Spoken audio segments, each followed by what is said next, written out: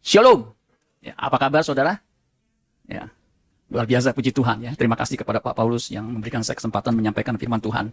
Terima kasih juga nih kepada tim PPW. Ya, mantap ya, terutama drumnya ya. Luar biasa ya, kita diberkati melalui pujian penyembahan ya. Saudara, pada kesempatan kali ini firman Tuhan berjudul Dilarang Masuk. Ya, apa judulnya? Dilarang masuk. Siapa yang dilarang masuk? Ya, kenapa kok nggak bisa masuk? Dulu waktu saya kerja, waktu itu masih muda sekali ya. Saya kerja dari perusahaan yang lama pindah ke perusahaan yang baru yang lebih besar gitu saudara ya, lebih modern ya.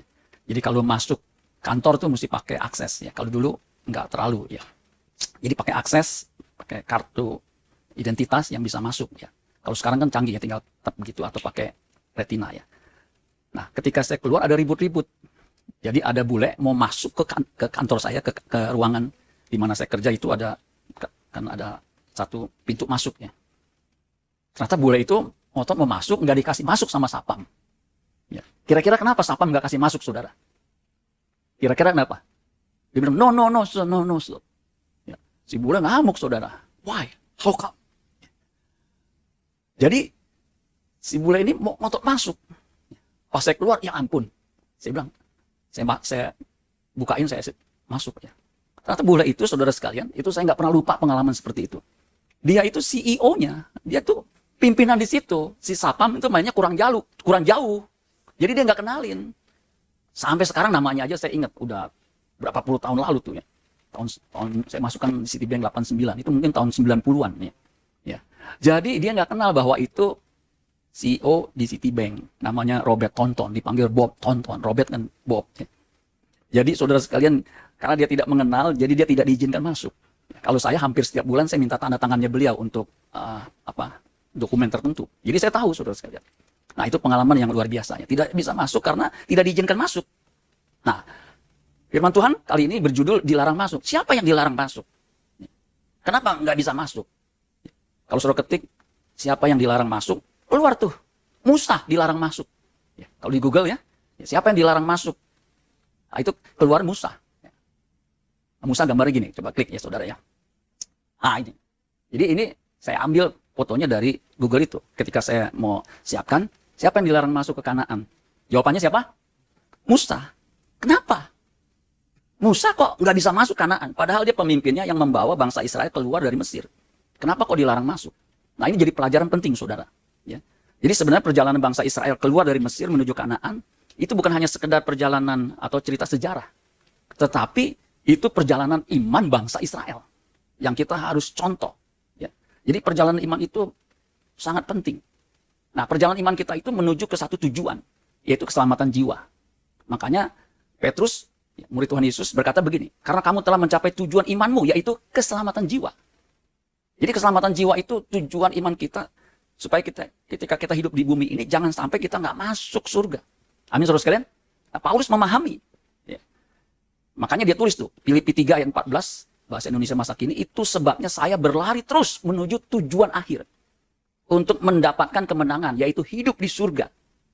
Untuk itulah Allah memanggil kita melalui Kristus Yesus. Jadi saudara sekalian, tujuan akhir hidup kita di bumi ini adalah hidup di surga.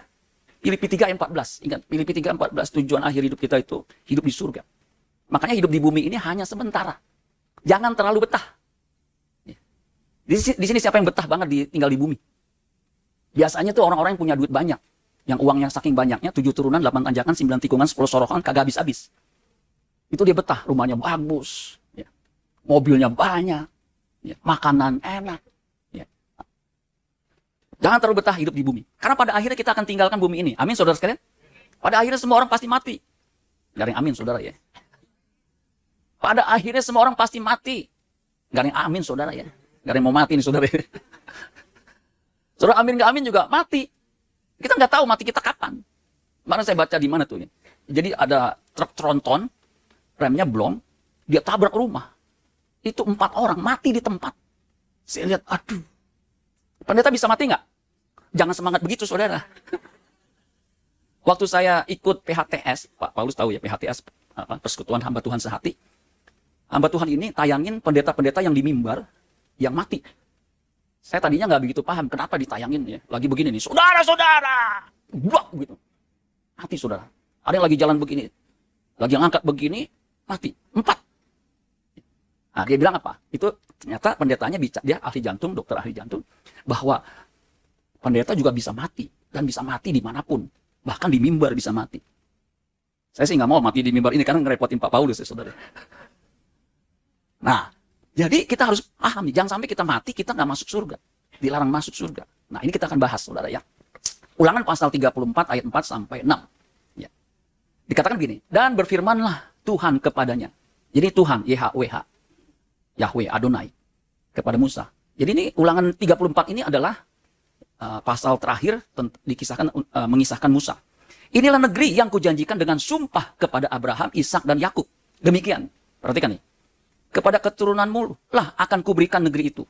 Aku, perhatikan, mengizinkan engkau melihatnya dengan matamu sendiri. Jadi Tuhan mengizinkan. Tetapi engkau tidak akan menyeberang ke sana. Jadi hanya diizinkan melihat, tapi nggak bisa menyeberang atau masuk ke sana. Lalu matilah Musa. Lihat, hamba Tuhan itu, Musa mati. Saudara, Musa itu mati umur 120. Alkitab mengatakan penglihatannya belum kabur. Jadi belum pakai kacamata, dia masih bisa melihat huruf-huruf seperti itu. Kekuatannya juga nggak sampai melemah. Jadi dia bisa diprediksi hidup lebih lama lagi. Tapi dalam keadaan sehat pun, kalau Tuhan panggil, pasti pulang. Amin? Nggak bisa tunda. Tuhan, tunggu dulu nih, saya belum merit. Ya. Setelah merit, punya cucu, punya ya segala macam, baru panggil. Nggak bisa. Jadi kalau Tuhan panggil, pulang. Pulang nggak tuh? Pulang. Karena nanti semua orang pasti pulang, amin? Saya juga nanti habis ini pasti pulang, betul nggak? Saudara ada yang di sini sampai sore, sampai minggu depan lagi. Ya, kecuali rumahnya di bawah, saudara ya. Jadi, lihat. Lalu matilah Musa. Saya dulu pernah ditegur. Pak, jangan khotbah tentang mati-mati mulu. Mati itu pamali kalau diomongin. Saya juga bingung ya, kok pamali ya?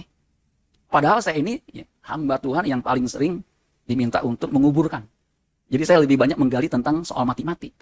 Ini khotbah apapun nanti mati gitu. Khotbah apapun mati. Saya bilang apa begitu ya? Ya. Saudara, hidup di bumi ini mempersiapkan hari kematian. Yang lain itu cuman memperlengkapi kita supaya siap bertemu dengan Tuhan. Tadi ada lagu cocok tuh. Bertemu muka dengan muka. Itu harus jadi kerinduan kita. Ya. Kemudian dikatakan, lalu matilah Musa hamba Tuhan itu di sana, di tanah Moab sesuai dengan firman Tuhan. Dan dikuburkannya lah dia di suatu lembah di tanah Moab, di tentangan Bet Peor. Dan tidak ada orang yang tahu kuburnya sampai hari ini. Yang menguburkan Musa siapa? Kalau sudah baca di situ. Yang menguburkan Musa siapa? Dikuburkannya. Nyanya besar berarti yang menguburkan siapa? Tuhan sendiri. Nah, sampai sekarang nggak tahu kuburannya di mana. Kemungkinan Musa itu diangkat begitu ya. Memang Musa nggak masuk ke tanah Kanaan. Tapi dia bukan berarti dia nggak masuk surga. Kenapa? Ketika Yesus dimuliakan, ada Musa dan Elia. Ya, gitu. Kemudian bilangan 20 ayat 7 sampai 8. Jadi ini peringatan buat kita semua. Jangan sampai kita nggak masuk tanah Kanaan. Ya. Bilangan 20 ayat 7 dikatakan begini.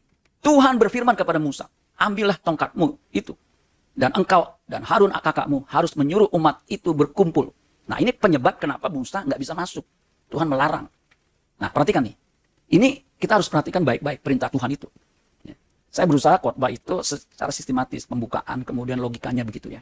Supaya orang bisa paham message-nya apa. Ya. Dikatakan harus menyuruh umat itu berkumpul. Katakanlah. Itu saya huruf besar. Kemudian saya tembelin. Perintahnya apa? Katakanlah. Jadi adalah itu kalau bahasa Indonesia itu perintah. Pergilah. Kemarilah itu perintah. Minumlah itu perintah. Karena disuruh minum, saya minum. Ya itu. Kalau saya orang Batak habis minum siregar, saudara ya. Seger. Itu perintah. Katakanlah. Ingat perintahnya. Katakanlah. Di depan mata mereka. Maksudnya bangsa Israel. Kepada bukit batu itu. Supaya diberi airnya. Jadi mengatakan kepada bukit batu di depan mata bangsa Israel. Demikianlah engkau mengeluarkan air dari bukit batu itu bagi mereka. Dan memberi minum umat itu serta ternaknya. Perintahnya jelas. Musa disuruh mengatakan kepada gunung batu itu. Bukit batu itu. Di depan umatnya. Ya. Jelas kan? Di depan mata mereka. Misalnya ini gunung batu. Perintahnya apa? Ini jemaat atau umat Israel. Saya mengatakan kepada di bukit batu. Kira-kira kata-kata apa atau kalimatnya seperti apa untuk mengeluarkan air dari bukit batu itu? Kata-katanya kira-kira apa? Kalau dia orang Betawi, kira-kira ngomongnya gimana? Bukit batu, lu jangan macam-macam deh. Keluar air. Kurang lebih begitu. Kalau orang Batak, unang songonu tuau. Keluar kau. Ah itu. Air keluar. Ya, terserah lah, karena nggak disebutkan. Jadi perintahnya jelas.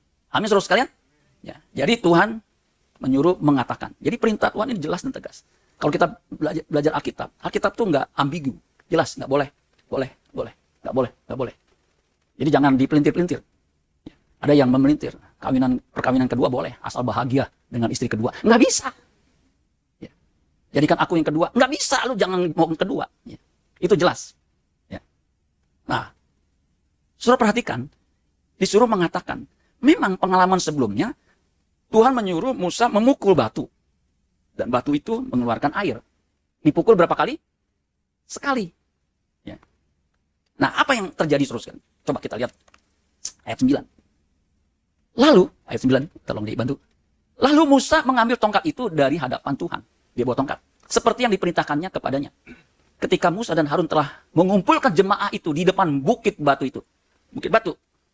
Kalau yang dulu di Rafidim. Ya. Kemudian dikatakan, berkatalah ia kepada mereka. Bukan kepada bukit batu. Musa tuh orang pintar, saudara. Karena dia bisa memimpin. Menurut para sejarawan, menurut para ahli teolog, dia tuh punya kemampuan luar biasa. Bukan hanya leadership-nya, tapi kemampuan keterampilan Mesir itu dia kuasai, termasuk bela diri. Nggak tahu bela diri di Mesir apa. Karena orang sekali pukul mati, saudara sekalian. Itu terbukti. Ada orang macam-macam gitu yang mengganggu, dia pukul mati. So bisa bayangin, mukul orang sekali pukul mati itu berarti kan dia punya keahlian bela diri, betul nggak? Ya, kalau kita tahu kan Wing Chun gitu ya. Ya enggak? Nah, itu kan Wing Chun atau karate. Gitu kan? Nah, atau kungfu. Atau pencaksilat, pencaksilat, cimande, ya. Ciseeng bukan ya. Jadi dia punya kemampuan. Pasti IQ-nya tinggi, paham. Betul nggak, saudara? Nah, apa yang dilakukan? Ya. Berkatalah ia kepada mereka. Harusnya kan berkatanya kepada bukit batu. Dengarlah kepadaku, hai orang-orang durhaka. Apa perintahnya seperti itu? Enggak. Apakah kami harus mengeluarkan air bagimu dari bukit batu ini? Saudara lihat tuh. Ini dia tidak taat, tidak sesuai dengan yang Tuhan perintahkan. Bahkan menyebut bangsa Israel durhaka. Durhaka itu memberontak dari kata Ibrani hamorim. Orang-orang durhaka, hamorim. Jangan sekali-kali kita menyebut orang itu hamorim. Itu haram, saudara. Hamorim itu dari kata marah. Marah itu artinya contentious, berselisih, memberontak. Pemimpin seperti Musa harusnya tidak melakukan seperti itu. Hamorim itu sejajar dengan kafir, jahil. Yesus ngajarin tuh. Kalau kamu mengatakan orang kafir, jahil, kamu itu dihukum. Bahkan Yesus mengatakan itu masuk neraka lu. Masa begitu, Pak? Baca Alkitab, Matius 6 ayat 22, Matius 5 ayat 22 kalau nggak salah. Nah, Musa pakai istilah itu. Makanya hati-hati dengan mulutmu. Karena mulutmu adalah harimaumu. Hati-hati dengan mulut, dengan jari. Sekali keluar, waduh, udah susah. Nah, ayat 11. Jadi, Musa bukan mengatakan kepada bukit batu keluar air di hadapan bangsa Israel, tapi dia ngomong kepada bangsa Israel, kemudian dia teledor dengan kata-katanya, karena mungkin kesel. Makanya nih, Bu, Pak, jangan bikin pendeta, gembala itu, waduh, makan hati, jangan. Ya, saya baca buku itu ya, ringkasan. Memang dalam pelayanan itu ada 5 tipe orang. Yang pertama tuh very resourceful people. Yang memberi inspirasi, yang menguatkan, yang membuat kita, spiritual kita tumbuh. Yang kedua, very trainable people, yang bisa dilatih. Yang ketiga, very important person. Ya, seperti Yesus kan punya Petrus, Yohanes, Yakobus tuh. Selalu 3 orang itu diajak. Selain dari 12. Kemudian, very nice people. Kategori Visionaries, very nice people itu seperti istri saya. Kedatangannya tuh dirindukan. Tadi saya sebelum kesini, saya antarin anak saya dulu. Bahkan kan jam 8. Jadi saya nyambut jemaat dulu. Istri saya, saudara sekalian, nyambut. Ya, orang datang, nih Bu, aduh buah. Ini Bu, udah 3 kantong, saudara sekalian. Untung saya mampir ke gereja dulu. Kalau nggak hilang tuh 3 kantong, saudara. Jadi dirindukan, dipeluk, segala macam. Nah, itu very nice people. Ya, itu saudara. Yang terakhir ini jangan sampai nih. Jadi nanti pendeta ente itu senewen. Bisa bilang, nih, kesel gue deh. Apa? Very draining people. Orang yang nyedot mental, kekuatan energi rohani kita disedot. Biasanya orang kelima ini, itu cirinya tuh orang yang penuh DMK. Tahu DMK? Kalau KDM kita tahu ya. Kang Deddy Mulyadi. Ya. Boleh dibalik. Ini DMK. Penuh drama. Jadi dikit-dikit didramatis begitu. Sampai kita, kok masa begitu banget sih gitu. M-nya penuh masalah. Jadi dia menimbulkan masalah. Troublemaker. Tahu troublemaker? Disingkat birok. Tahu birok? Tahu nggak birok? Nggak tahu ya? Biang kerok, saudara. Benar, saya juga baru tahu tuh. Ini birok nih. Apa birok? Kirain dikerok jadi biru gitu. Bukan. Itu tuh. Kemudian, apa lagi tuh? Jadi penuh masalah. Yang K, penuh komplain. Datang komplain. Apa aja dikomplain. Itu, aduh, energi kita habis. Nah, kalau bisa jangan banyak-banyak. Paling 1, 2, amin. 1 aja lah. Kuping kita kan 2. 1 kita dengar, yang ini kita pura-pura kagak dengar ya. Nah itu. Nah Musa ini sampai teledor karena bangsa Israel ini penuh komplain. Alkitab mencatat 10 kali mereka bersungut-sungut. Sampai Allah bilang, sampai Tuhan bilang, aduh. Tuhan bilang, gua empet sama ini bangsa. Tahu empet? 4, 5, 6, 7, 8, 9, 10. Loh, jangan sampai Tuhan empet sama saudara, amin. Karena DMK. Ya. Dikit-dikit drama. Saya untung istri saya nggak main drama-drama gitu. Ya mau apa-apa pakai drama, nggak usah lah. Kita kan orangnya praktis, betul nggak? Gitu. Memang kadang-kadang, mau makan apa? Terserah mama, makan apa aja. Nggak apa-apa bilang dong mau makan apa. Kalau saya bilang saya mau makan ini, jangan itu micin. Ya udah makan ini, jangan itu garam. Jadi dia bilang jangan makan yang gurih, yang garam, yang gula, yang goreng. Makanya saya bilang terserah mama makan apa aja. Saya omnivora, pemakan segala. Bahkan kalau nggak ada makanan, piring pun saya makan. Udah lumping, saudara. Jadi nggak banyak drama. Kalau banyak drama itu capek. Nah, saudara perhatikan, di mana tadi tulisannya? Ayat 11. Ya. Sesudah itu Musa mengangkat tangannya. Lalu, perhatikan. Memukul bukit batu itu. Dengan tongkatnya berapa kali? Apakah itu perintah Tuhan? Bukan.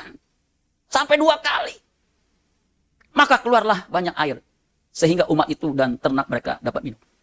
Kok bisa keluar Pak dipukul? Orang suruh ngomong aja keluar, apalagi digebuk. Kan logikanya begitu. Ya. Tapi ini nggak tepat. Hamba Tuhan itu belajar melakukan hal yang tepat seperti yang Tuhan kehendaki. Tetapi Tuhan berfirman kepada Musa dan Harun. Perhatikan nih. Jadi apa yang dilakukan Musa dan Harun ini langsung menimbulkan reaksi Allah. Ya. Responsif, reaktif. Tetapi Tuhan berfirman kepada Musa dan Harun. Karena kamu tidak percaya kepadaku dan tidak menghormati kekudusanku di depan mata orang Israel. Itulah sebabnya. Jadi ini penyebabnya, saudara. Itulah sebabnya kamu tidak akan membawa jemaat ini masuk ke negeri yang akan kuberikan kepada mereka. Ini penyebabnya. Tidak percaya, memberontak. Ini sama dengan Adam dan Hawa. Semua pohon dalam taman ini boleh kamu makan buahnya. Termasuk buah pohon kesemek, mangga, jambu klutuk, jambu air, manggis semua. Boleh. Saya hampir rata-rata setiap hari makan buah. Karena kan yang GG-nya paling agak manis. Kalau yang lain kan susah. Karena saya diajak makan ya. Istri saya udah pesan, jangan makan babi-babi. Bukannya karena haram. Karena takut kolesterol. Ada babi, saya bilang, aduh udah gini, makan gua. Akhirnya saya makan 1. Wah enaknya minta ampun ya, hauco sencingping. Selama ini saya lama makan babi seperti ini dulu ya. Kok bisa ya? Ada kriuknya, ada gurihnya, ada lemaknya. Pas digigit, maknyus, aduh.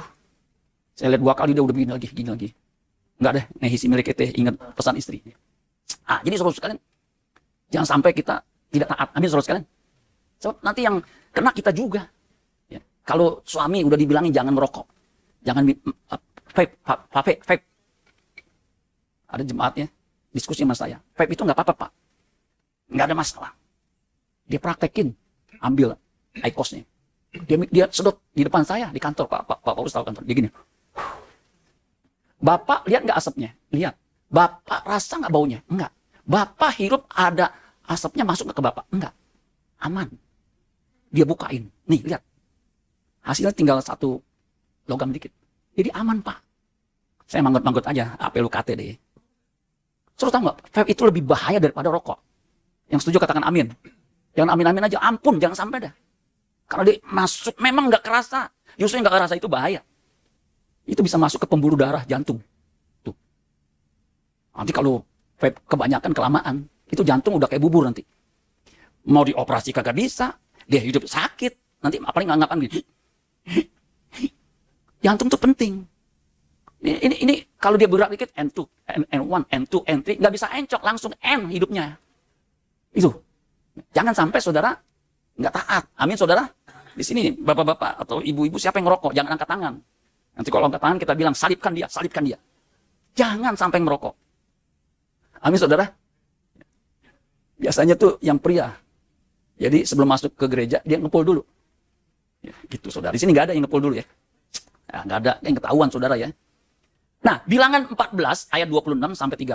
Jadi jelas Musa itu tidak bisa masuk karena dia tidak taat, dia memberontak. Ya, memang dia tidak membunuh, tetapi memberontak itu yang membuat Tuhan marah, murka. Nah, bangsa Israel juga sebagian besar nggak masuk. Coba kita lihat. Lalu berfirmanlah Tuhan kepada Musa dan Harun. Berapa lama lagi umat yang jahat ini akan bersungut-sungut kepadaku, komplain. Segala sesuatu yang disungut-sungutkan orang Israel kepadaku telah kudengar. Saudara jangan berpikir, kalau saudara bersungut-sungut dalam hati, Tuhan gak dengar. Tuhan tuh dengar. Amin saudara sekalian. Jangan dalam hati, pendetanya dia lagi, gue empet. Jangan. Kalau kebaktian nikmati aja, amin saudara sekalian. Saya tuh siapapun yang khotbah, saya catat. Pak Paulus kan pernah di sebelah saya pasti buat catatan tuh. Kalau ngantuk gimana Pak? Saya ajarin nih kalau ngantuk ya. Saudara begini, tapi posisinya begini, mata begini. Itu saudara. Yang tahu pasti yang sebelah. Saya pernah lagi pakai praktik itu karena capek sekali ya. Dari pagi nggak pulang, sore masih datang lagi. Tiba-tiba saya kayak ditusuk. Apa nih? Cubitan istri saya sakitnya nauzubillah min dzalik. Bangun. Aduh. Ya, itu udah memang kecapean. Makanya saya bilang kalau nggak terpaksa saya nggak mau tuh minggu itu diinterupsi dengan kegiatan-kegiatan karena sorenya pasti saya ngantuk. Ya malum kan umur saudara ya. Nah ini bersungut-sungut. Bisa Tuhan dengar. Katakanlah kepada mereka, demi aku yang hidup demikianlah firman Tuhan. Bahwasanya seperti yang kamu katakan kepadaku di hadapanku, demikianlah akan kulakukan kepadamu. Perhatikan, ayat 29. Di padang gurun ini bangkai-bangkaimu, mayat akan berhantaran. Yakni semua orang di antara kamu yang dicatat. Semua tanpa terkecuali yang berumur 20 tahun ke atas. Berumur berapa? Jadi 20 tahun ke atas itu dicatat. Karena usia produktif. Karena kamu telah bersungut-sungut kepadaku. Bahwasanya kamu ini yang bersungut-sungut tidak akan masuk ke negeri yang dengan mengangkat sumpah telah kujanjikan akan kuberi kamu diami kecuali Kaleb bin Yefuneh dan Yosua bin Nun. Saudara, bangsa Israel tidak bisa masuk karena sungut-sungutnya, karena jahat. Mulutnya jahat. Makanya orang tua kalau anak nakal jangan mulutnya jahat. Ini anak setan, ini anak siapa sih? Jangan. Kalau anak setan itu kan anak lu, berarti lu setan. Jangan bilang aduh anakku ya, yang baik. Ayo jangan seperti itu. Jangan sebut anak setan, amin. Kalau anak setan bapaknya siapa? Nah, itu kan istri saudara, berarti suami saudara. Berarti suami saudara adalah setan. Jangan saudara. Ya. Karena anak kan dia belum tahu, kasih tahu. Ya. Nah, kalau Musa memberontak, tidak taat, seperti Adam, kan yang makan Hawa Pak. Ya Adam kenapa disuruh makan mau? Itu kan teror. Harusnya kan jangan. Tolak. Meskipun istri yang ngasih, kalau itu salah, jangan. Amin, saudara sekalian. Itu prinsip. Nah, kalau bangsa Israel sebagian besar, kenapa? Bersungut-sungut, jahat. Coba kita lihat lagi. Bilangan 32 ayat 10 sampai 13. Maka bangkitlah murka Tuhan pada waktu itu. Dan ia bersumpah. Perhatikan. Marah kemudian bersumpah. Itu kan udah, tingkatannya tuh kemarahannya udah luar biasa. Perhatikan nih. Bahwasanya, ayat 11. Bahwasanya orang-orang yang telah berjalan dari Mesir. Yang berumur 20 tahun ke atas. Tidak akan melihat negeri yang kujanjikan dengan bersumpah kepada Abraham, Ishak dan Yakub. Kalau Musa masih diizinkan melihat. Kenapa? Oleh karena mereka tidak mengikut aku dengan sepenuh hatinya. Ini udah bersungut-sungut. Enggak full heart, enggak full, enggak setia. Ikut Tuhan harus setia, amin. Dari kecil sekolah minggu, remaja ikut kebaktian remaja, RBI kalau kita. Pemuda, PBI. Kira udah merit. Dia nggak datang di kebaktian umum. Karena Pak, uangnya udah banyak. Saya nggak butuh Tuhan. Salah. Kita semua butuh Tuhan, amin. Yang butuh Tuhan, katakan amin. Jangan sampai saudara saya nggak butuh Tuhan. Aduh saudara, kalau udah di ujung maut, yang kita butuhkan tuh Tuhan. Kita nggak butuh siapa-siapa lagi. Karena kita nggak bisa mendampingi. Mau besuk udah nggak bisa. Kalau udah di ICU, saudara nggak bisa masuk. Apalagi kalau jantungnya udah remuk, redang. Diajak ngomong, lebih cepat dia masuk. Masuk kubur maksudnya. Makanya jangan dibesuk. Nggak boleh, karena apa? Ini dia bahaya gerakannya. Ya. Saya udah bilang sama istri saya, kalau saya udah sakit, ya parah, jangan bawa ke dokter, ngabisin duit. Jadi diapain? Biarin aja dia mati. Masa kagak mati? Betul nggak? Itu saya tiru engkong saya. Engkong saya udah bilang sama anak-anaknya, kalau saya anfal 80-an gitu ya, jangan bawa saya rumah sakit. Betul saudara. Ketika di anfal, mungkin serangan jantung kali ya. Udah dibilang jangan bawa rumah sakit, namanya orang nggak tahu dibawa ke rumah sakit. Masuk, belum juga ditangani segala macam, baru masuk di UGS segala macam, nggak lama mati. Harusnya kan nggak usah dibawa masuk rumah sakit, betul nggak? Kalau dibawa rumah sakit kan duit, betul nggak? Apalagi udah berbulan-bulan. Kira-kira kalau 1 bulan masuk ICU biayanya berapa? Kira-kira. Oh bukan dokter ya, bukan. Bisa 1 M. Kok Bapak tahu? Ya tahu. Kartu kredit saya digosok. 30 juta. Buset deh. Saya lihat bilnya. Loh, ini apa ya? 750.000 1 pil. Ini Pak untuk meredakan pendarahan di usus. Jadi mesti dimasuk ke situ. Buset, 1 pel 750.000. Kalau dibeliin warteg itu bisa berapa piring tuh? Saya bilang luar biasa ya. Aduh. Nah, jangan sampai masuk rumah sakit, amin. Jangan masuk penjara, jangan. Ya, udah. Penting kita masuk surga aja, amin saudara sekalian. Itu argonya kalau di rumah sakit, aduh nggak ketulungan deh, aduh. Ya. Sama jangan sakit gigi, amin saudara sekalian. Sakit mana? Sakit gigi sama sakit hati sakit mana? Hah? Oh gigi dia. Dia belum tahu kalau jatuh cinta ditolak itu saudara sekalian sakitnya minta ampun. Saya pernah ditolak, aduh sakitnya, makanya nggak heran ya orang ditolak sama orang yang dia cintai, dia bunuh diri itu saya bisa ngerasain. Saya dulu pernah ditolak, aduh rasanya dunia ini mau runtuh saudara. Saya mau tinggalin aja dunia ini gitu ya. Bayangin orang seganteng ini ditolak saudara. Tapi puji Tuhan yang nolak saya sekarang jadi istri saya ya. Nah itu saudara. Ada yang saya bilang begini, ada yang bilang, Om rahasianya apa kok si tante dulu kan nolak, sekarang kok bisa mau? Lu mau tahu aja lu. Ya, mau tahu ya? Saudara perhatikan nih, tadi ayat mana nih saudara ya? Bahwasanya kamu ini tidak akan masuk ke negeri yang dengan bersumpah, dengan mengangkat sumpah telah kujanjikan, kuberikan. Jadi kalau nggak bersungguh-sungguh nggak bisa. Kaleb bin Yefune dan Yosua bin Nun itu luar biasa. Coba kita lihat lagi, Bilangan 32 ayat 10 sampai 13. Maka bangkitlah murka Tuhan pada waktu itu dan ia bersumpah. Perhatikan nih, tadi udah sampai sini ya. Tadi ayat 11 udah ya? Oh udah sini ya. Saya loncat-loncat nih saudara ya. Saya lanjutnya deh ya, Bilangan 32 deh ya. Bahwasanya orang-orang yang telah berjalan dari Mesir yang berumur 20 tahun ke atas tidak akan melihat, tadi nggak akan melihat ya. Oleh karena mereka tidak sepenuh hati. Ayat 12, kecuali Kaleb bin Yefune, orang Kenas itu dan Yosua bin Nun, sebab keduanya mengikut Tuhan dengan sepenuh hatinya. Harus full heart. Ya, mengasihi Tuhan dengan segenap hati, segenap akal budi, segenap kekuatan. Sebab itu bangkitlah murka Tuhan kepada mereka. Sehingga ia membuat mereka mengembara di padang gurun selama 40 tahun lamanya. Sampai habis mati segenap angkatan yang telah berbuat jahat di mata Tuhan. Jadi sebenarnya mereka tuh bisa keluar dari Mesir sampai ke tanah Kanaan itu 40 hari, cukup. Ya, karena banyak ternak, banyak anak, ya makan waktu kan. Ya 40 hari lah. Atau setahun lah. Kalau mau di ini, terserah lah. Kalau yang api menuntun kan kita nggak bisa paksa. Tapi ini 40 tahun. Jadi ini pelajaran penting saudara sekalian. Ya, kalau kita nggak bisa masuk istana nggak masalah. Istana presiden nggak masuk nggak masalah. Masuk aja istana boneka, saudara. Nggak bisa masuk PIK, nggak ada masalah. Pantai Indah Kapuk. Itu kan sekarang kota yang luar biasa ya. Nggak ada masalah. Ya. Nggak bisa masuk bioskop. Apalagi nggak ada masalah. Jangan sampai nggak bisa masuk surga. Amin saudara. Masuknya neraka. Masuk neraka itu nggak sehari 2 hari. Selamanya. Sakit gigi emang nggak enak. Tapi paling seminggu 2 minggu kita ke dokter gigi. Ini sarafnya bapak kena nih. Jadi gimana? Perawatan saraf. Tapi sakit dikit pak ya. Tahan pak ya. Waduh, saya pikir sakit dikit ya. Pas ini nyut. Terus sakitnya na'udzubillah min dzalik saudara sekalian. Ya, ketika saraf kena jarum untuk dikasih obat. Nyit. Aduh. Tahan pak, tahan. Iya, tahan sih tahan. Lu nggak ngerasain sih. Di neraka, saudara sekalian. Sakitnya itu, so bisa bayangin nggak? Saya udah kagak enak gitu ya. Aduh. Itu saudara. Ya. Nah, ini pelajaran berharga. Ini pelajaran penting.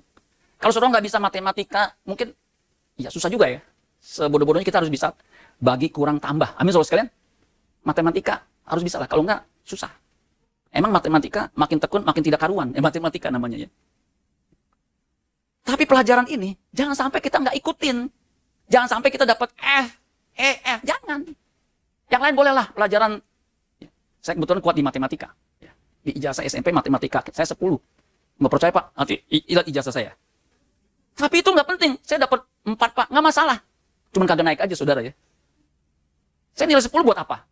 Ya, ada dulu waktu saya ngomong gitu nggak percaya. Saya bawa ijazah saya nih, lu lihat nih mata lu nih. Bukan untuk kebanggaan, maksud saya pelajaran yang lain kalau sampai kita nggak bisa, nggak ada masalah. Dulu anak saya tiba-tiba ke kolong meja. Saya bilang, sayang kenapa di meja? Aku takut. Takut apa? Nilai aku jelek Pak.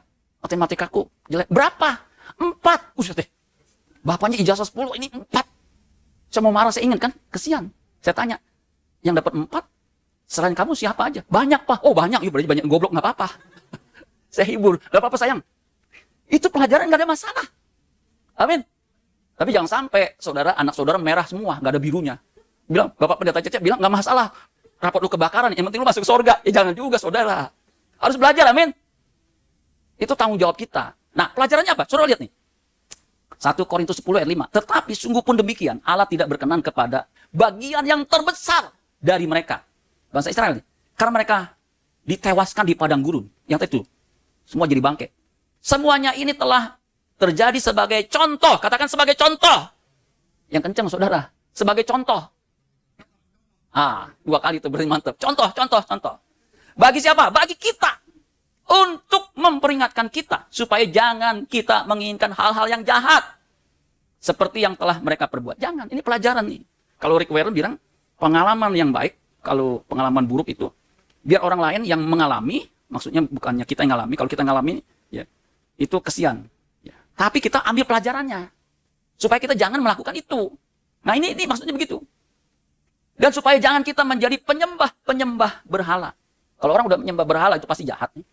Sama seperti beberapa orang dari mereka. Seperti ada tertulis, perhatikan. Maka duduklah bangsa itu untuk makan dan minum. Kemudian bangunlah mereka dan bersukaria. Tuh bangsa Israel itu jahat. Suka bersungut-sungut. Dan orang jahat menurut Wahyu. Ya, penakut. Tidak percaya. Tadi Musa tidak percaya. Keji. Pembunuh. Sundal. Orang sundal. Ya, bisa diklik. Tukang sihir. Penyembah berhala. Saya nggak ada patung Pak. Di ini. Tetapi ketika saudara memberi nilai tinggi kepada sesuatu yang bukan Allah, itu menyembah berhala. Waktunya ibadah hari Minggu, dia main golf. Di mana Pak? Ya terserah, dia yang mau main nih. Di pik, ya boleh. Hari Minggu loh. Dia pukul tuh, bola golf. Udah jauh. Orang menyembah berhala, itu goblok. Tadi deket, lu pukul. Udah pukul, jauh lu cari. Begitu biayanya mahal lagi. Iya Pak, itu olahraga orang kaya Pak. Sticknya aja tuh bisa puluhan juta. Main di situ kan nggak murah. Kedinya itu kasih tipnya aja. Itu nggak mungkin goceng, nggak mungkin. Itu minimal goban, gopeceng. Karena yang nemenin itu kan cantik-cantik tinggi begitu ya. Pegang sticknya. Gitu saudara. Pukul lagi. Kedinya kan nganterin. Jadi ini orang goblok, orang gila sama tuh. Udah deket, dipukul, jauh dia cariin. Padahal hari Minggu, itu berhala. Di sini luar biasa nih, hari Minggu nggak ada yang main golf. Mahal Pak masalahnya ya. Itu penyembah berhala jangan sampai kita sembah. Amin saudara. Waktunya ibadah. Karena memang hari Minggu itu hari kebangkitan Tuhan. Orang Kristen ibadahnya hari Minggu. Usahakan datang ke gereja, amin. Sejam 2 jam masa kagak kuat. Tapi saya ngantuk Pak, yo tahan aja begini. Tapi jangan begini loh. Sudah jangan. Dulu saya pernah agak murka. Jadi nggak jauh dari saya begini, dia langsung begini. Belum pembukaan. Baru shalom saudara, saya puji pemain musik gitu. Dah. Aduh, langsung saya bilang, saudara. Dia bangun, ada apa? Lu tidur. Tidur saudara ya. Mungkin saya kurang atraktif. Nggak lama saudara sekalian dia meninggal. Enggak, dia bukan di sini ya. Aduh, saya agak gimana ya. Agak keganggu jiwa saya waktu itu. Waktu saya sakit, saya nggak bisa tidur selama 21 hari, cuma sejam, nggak bisa gitu. Mungkin karena capek begitu. Melek aja begitu. Karena sakit lever. SGPT, SGOT saya 3.000. Normal kan 30. Ini 3.000, bukan 300, 3.000. Saya mungkin kalau nggak Tuhan tolong mati kali itu ya. Jadi saya melek begini. Kenapa kok nggak bisa tidur ya? Saya diingetin nih, ada jemaat tidur, lu ganggu, lu marah sih ya. Oh, saya minta ampun, Tuhan ampuni saya kalau saya, aduh salah tuh kayaknya. Udah, saya sembuh, puji Tuhan. Saudara. Makanya sekarang kalau yang tidur saya biarin aja. Nanti dia bangun di keabadian. Jadi penyembah berhala, tukang sihir, tukang berzina, pembunuh, penyembah berhala itu mencintai dusta. Tinggalnya di luar. Kalau di gereja nih, ini Yerusalem, tinggalnya di luar. Itu kan bahasa halus. Tinggalnya di mana? Di luar tuh di mana? Apa? Neraka. Tadi neraka nggak sehari 2 hari. Berapa lama Pak kira-kira neraka? Selamanya. Selamanya itu nggak ada batas waktunya. Nah sekarang bagaimana kita bisa masuk ke tanah Kanaan surgawi? Kalau tadi jelas tidak taat, suka komplain, menyembah berhala, orang jahat. Kalau Kristen jahat bisa masuk surga nggak? Bisa. Nggak bisa. Kalau mau Kristen, kan saya anak pendeta. Oh terserah. Tapi kalau jahat nggak bisa masuk. Termasuk pendeta kalau jahat, KDRT sama istrinya bisa masuk surga nggak? Surga kok ragu-ragu sih? Saya dikirimin tuh foto, katanya dia pendeta. Menurut saya bukan pendeta, ini pendekar. Sebab apa? Istrinya ditabok. Kemudian pakai gini nih, gagang gini, digituin. Saya udah 32 tahun, nggak pernah pukul istri saya. Kalau marah saya paling gini aja nih, Tuhan. Tapi itu juga jarang. Dipukul. Yang lebih hebat ditonjok. Saya kan punya anak gadis. Kalau anak saya digituin, saya lihat foto gitu, biar saya pendeta nih. Saya datangin tuh. Mungkin saya hajar juga, saudara. Saudara bisa bayangin nggak? Anak kita, dari kecil kita ini dipukul kayak begitu, kira-kira gimana, saudara? Sakitnya gimana? Aduh, kalau saya sih nggak bisa terima tuh, biar saya pendeta ya. Tiap minggu khotbah, kalau anak saya digituin, kira-kira gimana? Aduh, saya nggak terima. Tapi mudah-mudahan sih jangan terjadi ya. Paling saya ancam aja. Kalau anak gue digituin, lu tanggung dah, biar gue pendeta juga deh. Saya ini punya contoh teladan dari papi saya. Papi saya nggak pernah mukul mami saya sampai dia meninggal tuh nggak pernah saya lihat pukul begitu. Itu rahasianya luar biasa, saudara. Mau tahu nggak kenapa papi saya nggak pernah mukul? Karena mami saya galak, belum dipukul apa lu? Dia udah begitu tuh. Jadi, apa lu? Nggak, bercanda. Nggak pernah. Saya berarti kenapa ya? Mami saya tuh galak. Bukan hanya sama anaknya, sama suaminya juga galak, saudara. Itu, makanya butuh juga tuh istri-istri pelatihan kungfu. Sebab kalau itu saya kagak rela tuh ya. Ada jemaat yang pukul istrinya. Dipukul, bukan ditabok ya. Kalau tabok kan merah paling ya. Ini dipukul. Gimana mukulnya ya? Saya belum pernah mukul sih ya. Saya, istrinya ngomong ke saya, Pak, saya dipukul nih. Buset deh, kok main bengket begini? Ini memukulnya serius. Akhirnya saya nasihatin, Pak, jangan pukul istri. Aduh, Pak. Saya pulang udah capek. Dia ngajak ribut. Saya bilang, tunggu dulu dong, saya istirahat dulu dah. Terus aja. Supaya diam ya saya pukul, Pak. Karena berdarah jadi nggak bisa ngomong gitu. Aduh, iya pas marah-marah jangan dipukul. Saya ngomong sama istrinya, ibu sih kebangetan. Suami udah capek, pulang udah malam, jangan diajak ribut. Kalau istri saya ngerti, kalau udah capek, udah panas, hot buttonnya udah nggak boleh disentuh, jangan. Kasih air minum. Amin, saudara sekalian. Orange juice. Ya, kasih. Jangan kasih cyanida, dia mati. Jangan. Ya, saya bilang, iya juga sih ya. Kenapa kok ya? Kan susah tuh. Istri juga mesti bijak, amin. Ikut tuh, kalau GB ada wanita cakap, berdampak. Nah, itu mesti ikut. Jadi diajarin, diperlengkapi. Ya.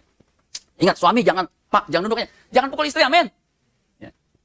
Nah, ada 2 supaya kita bisa masuk surga. Ini sebenarnya saudara udah tahu, cuman saya ringkas aja. Yang pertama kita harus merindukan. Surga itu kita harus jadi tujuan akhir, kita rindukan. Ya. Kalau saudara nggak bisa masuk ke Yerusalem yang sekarang ini lagi ada pertikaian, nggak masalah. Saya dulu pernah dikritik, Bapak pendeta udah puluhan tahun nggak pernah ke Yerusalem. Kalau Pak Paulus udah berapa kali ya? Bapak nggak ada duit. Bukan nggak ada duit. Duit itu banyak, cuman memang belum cair. Kalau dihitung-hitung, ya paling 20, 30, 40 kali Pak ya. 40 dah. Ya. 40 berdua masa nggak bisa? Bisa nggak kira-kira saya ini? Hah? Bisa, betul. Ya. Masa nggak bisa? Ya. Pasti bisa lah ya. Cuman masalah kan duitnya belum cair, saudara ya. Saya pikir-pikir, benar juga saya mesti ke Yerusalem. Tapi sayang ya, gimana ya uang sebesar itu ya? Ya, nggak ke Yerusalem, ya udah ke Citayam nggak apa-apa lah. Nah ini, merindukan tanah air yang lebih baik, yaitu satu tanah air surgawi. Sebab itu Allah tidak malu disebut Allah mereka. Karena ia telah mempersiapkan sebuah kota bagi mereka. Jadi Allah mempersiapkan melalui putra tunggalnya. Maka Yesus berkata, percayalah kepada Allah, percayalah juga kepadaku. Di rumah Bapakku banyak tempat tinggal. Yohanes 14 ayat 1. Di rumah Bapakku banyak tempat tinggal. Jika tidak demikian, tentu aku mengatakannya kepadamu. Kalau nggak banyak, Tuhan bilang nggak banyak. Ini banyak. Aku pergi ke situ, ke rumah Bapak. Apabila aku sudah pergi ke situ dan menyediakan tempat bagimu, rumahnya udah jadi. Kata rumah di situ mention. Aku akan datang kembali, membawa kamu ke tempatku. Supaya di tempat di mana aku berada, rumah Bapak, kamu pun berada, udah dipersiapkan. Yakin nggak? Kalau Tuhan persiapkan, pasti nggak ada mundur-mundurnya. Betul nggak? Makanya ada satu penghiburan, kalau ada yang meninggal, rumahnya udah jadi. Itu betul. Tinggal ditempatin. Masa rumah jadi nggak ditempatin? Makanya bagi orang Kristen, kematian itu bukan sesuatu yang mengerikan. Hanya jembatan emas yang kita lalui itu nyaman. Jangan takut mati. Siapa yang takut mati? Jangan angkat tangan, saudara. Karena nanti pasti mati, makanya harus dipersiapkan. Kota itu sudah Tuhan siapkan. Ini kita harus merindukan. Nah, kata merindukan itu dari kata Yunani, oregomai. Artinya, bukan hanya merindukan, tetapi stretch oneself out in order to touch. Nah, ini luar biasa nih. Waktu saya renungkan, arti Yunaninya hebat nih. Bukan hanya desire, seek, long for. Tapi stretch oneself. Kita harus meregangkan. Ya. Untuk menjangkau, untuk menyentuhnya. Waktu saya renungkan, kata oregoma itu kan dari kata orego, yang dari kata dasarnya yang nggak bisa dicari lagi, itu artinya dari kata oros, yang artinya mountain. Bukan satu kebetulan Yerusalem itu di atas, tinggi. Untuk bisa mencapainya, saudara harus meregangkan otot-otot saudara menjangkaunya. Kalau di bawah, saudara tinggal gelinding bisa. Tapi kalau di atas, saudara mesti mendaki. Jadi saudara harus berusaha meregangkan seluruh keberadaan saudara untuk menjangkaunya. Jadi merindukan itu bukan hanya sekedar rindu. Memang rindu itu berat. Biar Dillon aja yang menanggungnya. Karena rindu itu berat. Kita harus tanggung itu. Amin, saudara sekalian. Kanaan sorgawi itu. Makanya yang kedua, jadi saudara harus merindukan. Bukan hanya sekedar ingin, tapi sangat menginginkan. Makanya nanti ada actionnya beda. Orang yang merindukan, seperti kita jatuh cinta. Saudara pernah jatuh cinta nggak? Saya bersyukur pernah jatuh cinta. Aduh, rasanya sejuta. Jadi kalau ketemu tuh, dunia ini milik kita berdua tuh. Kalau ngobrol, padahal ngobrolnya nggak ada temanya, nggak ada topiknya. Tapi bisa lama. Saya juga bingung tuh ya. Saya pernah nguping, orang lagi di restoran, dia lagi pacaran, saya coba deket-deket gini kuping saya. Tahu nggak apa yang diomongin? Tusuk gigi. Saya bilang, iya kagak penting amat kan ngomong gitu ya. Tapi asik aja tuh, gitu. Ya. Karena orang jatuh cinta, itu pasti merindukan untuk ngobrol lama begitu. Ya, makanya kalau orang Kristen nggak mau ke gereja, jangan-jangan dia bukan Kristen nih, tidak mengasihi Tuhan. Orang Kristen yang benar, ini yang benar ya, pasti ke gereja. Nggak ada yang amin, suruh amin cuma satu tuh. Itu juga setelah saya paksa tuh ya. Orang Kristen yang benar pasti ke gereja, amin. Kalau dia nggak ke gereja, dia ngaku Kristen, ini orang benar nggak? Ragu-ragu, nggak benar, nggak beres nih otaknya. Harus ke gereja, amin. Ini puji Tuhan ya, selalu penuh ya. Di kita kebaktian sore, itu menurun. Saya gue bingung, kenapa ya? Karena COVID, Pak. Iya, COVID yang mati nggak banyak ya. Nggak banyak, saya juga identifikasi ya. Ikut Zoom, Pak. Yang Zoom juga nggak banyak. Ini kenapa ya? Biasa kan bisa 70, 80, bahkan sore bisa 100. Ini kenapa 30, 40? Heran saya. Tapi pernah suatu ketika yang datang hampir 82. Saya bingung kok banyak ya. Kenapa ya? Waktu itu istri saya yang khotbah. Ini puji Tuhan, Mam.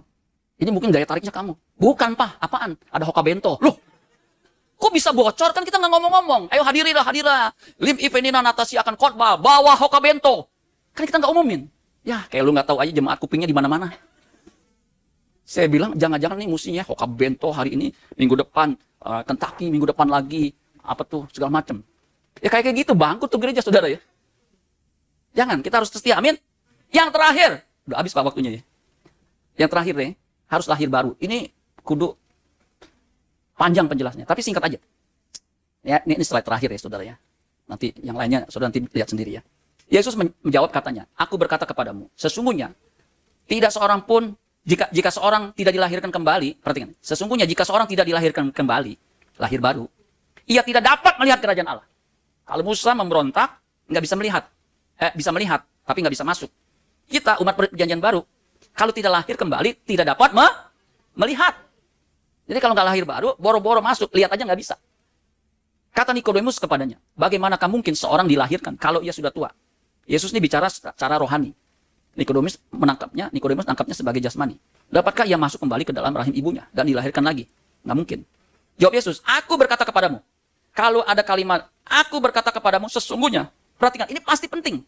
Karena Yesus itu sang logos. Jika seorang tidak dilahirkan dari air dan roh, ia tidak dapat masuk ke dalam kerajaan Allah.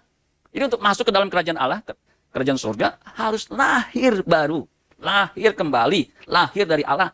Mengalami perubahan kodrat dari manusia yang non pose, non pekare, tidak bisa tidak berbuat dosa, selalu berbuat dosa, menjadi manusia yang bukan hanya tidak berbuat dosa, tetapi tidak dapat berbuat dosa lagi.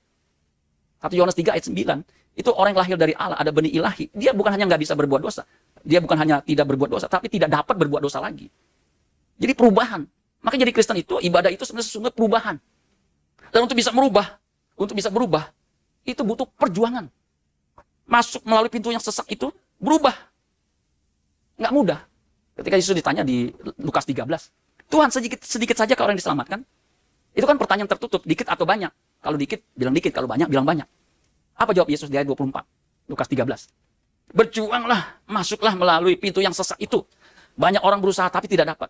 Jadi kalau hanya sekedar berusaha, nggak ada perjuangan, nggak bisa. Karena untuk mengubah diri ini, menjadi manusia ilahi, menjadi man of God, itu nggak mudah. Kodrat kita kodrat berdosa. Pas lahir itu, kodrat berdosa itu melekat. Ini kalau nggak di dalam Tuhan, nggak percaya Yesus, nggak terima Yesus, ini nggak bisa. Itulah sebabnya ketika percaya Yesus, Roh Kudus dimeteraikan. Untuk apa? Memberikan kita potensi. Untuk bisa bukan hanya statusnya anak Allah, tapi betul-betul menjadi anak Allah. Berubah. Makanya Yesus bilang, aku berkata kepadamu, sesungguhnya jika seorang tidak dilahirkan dari air dan roh, itu artinya dibaptis, percaya Yesus, dimuridkan, berubah kodratnya. Ia tidak dapat masuk ke dalam kerajaan Allah. Nggak bisa. Jangan pikir Kristen mah enak, percaya Yesus nanti mati masuk surga. Percaya itu harus ada isinya. Apa isinya? Kita harus menjadi seperti yang kita percayai. Mengerjakan pekerjaan bagaimana taat kepada Bapa di surga. Seperti Yesus. Makananku ialah melakukan kehendak Dia yang mengutus aku dan menyelesaikan pekerjaannya. Apa kehendaknya? Yesus mati di kayu salib.